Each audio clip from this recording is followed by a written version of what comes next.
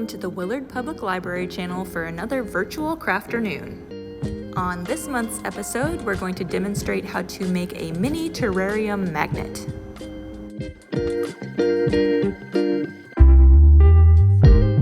As always, craft kits for this project are available at the Adult Services desk at Willard Public Library while supplies last.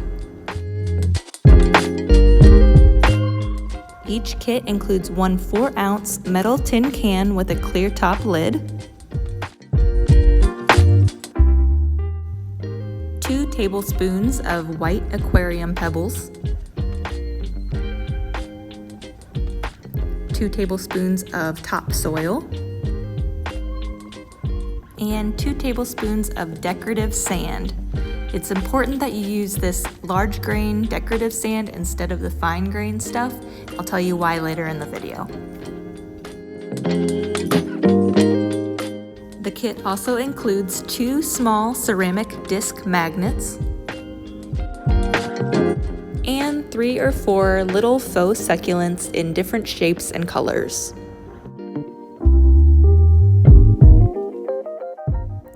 Before starting this project, you will also want to track down some multi-purpose glue and a pair of scissors.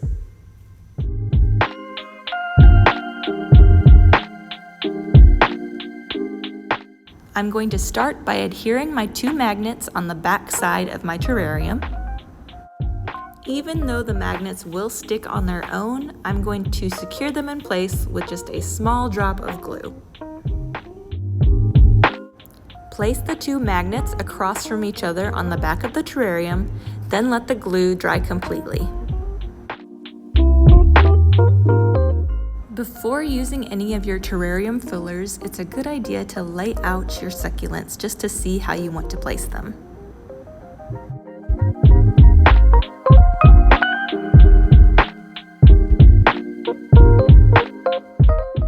Personally, I like the look of having this leafy succulent in the background of my terrarium, so I'm going to leave it in the bottom and then pour my layers on top. I'm going to start by pouring a layer of dark soil at the bottom. As you pour each layer into your terrarium, try to make it so that your soil and your sand and your pebbles come up level with the edge of the container. The reason that we do this is because once we put the lid on and we turn the magnet vertically, all of your layers will be pulled downward. Gravity is going to pull them down, so we want to give them as little room to move as possible.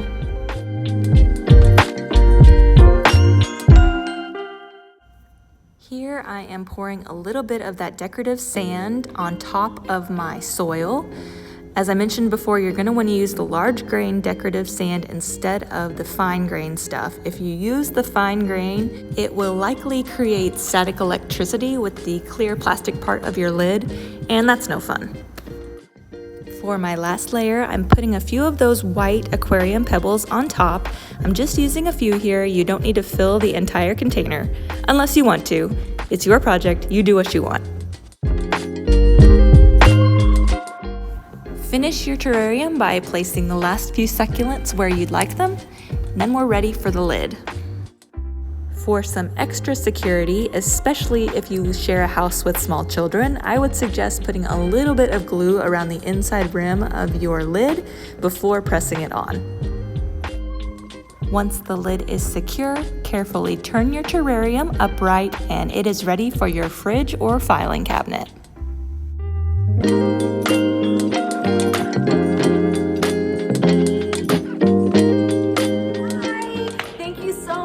Participating in this month's Crafternoon. If you can do us a huge favor by giving us a big thumbs up by liking our video in the corner over here, I think that would be a major help. Also, if you want to hit that subscribe button, you'll make sure to get our newest content when it comes out.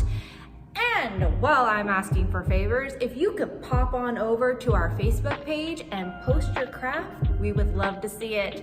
Thanks so much. Have a great rest of the day, guys. Bye.